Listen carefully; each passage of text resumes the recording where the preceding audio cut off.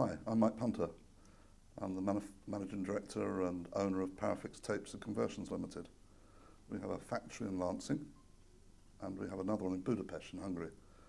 We employ about 135 people now and sell about £10 million worth of product a year and rising. How can young people best prepare themselves for work?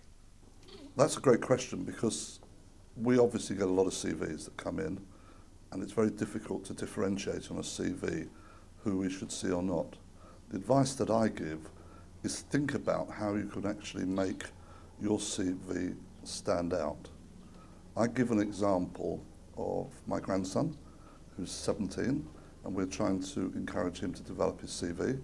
So we've asked him to do two things. One, he's successfully become an ambassador at Sussex County Cricket Club to encourage more young people from his cricket club to join Sussex, which he's doing.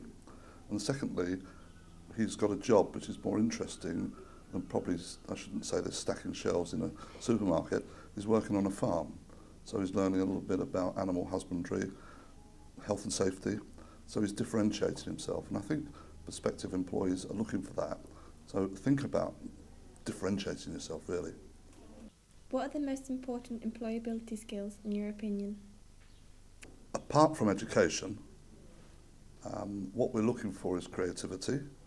And with young people, you bring the ability to challenge because you generally feel comfortable in your own environment. Once you've got experience, I understand you can't walk in and start telling me what to do.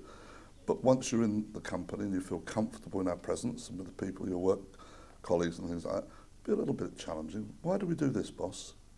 And it could well be we've done it because we've always done it. Or it could be a good reason and you'll learn from that. So I think it's challenging, really, in a very positive and polite way, obviously.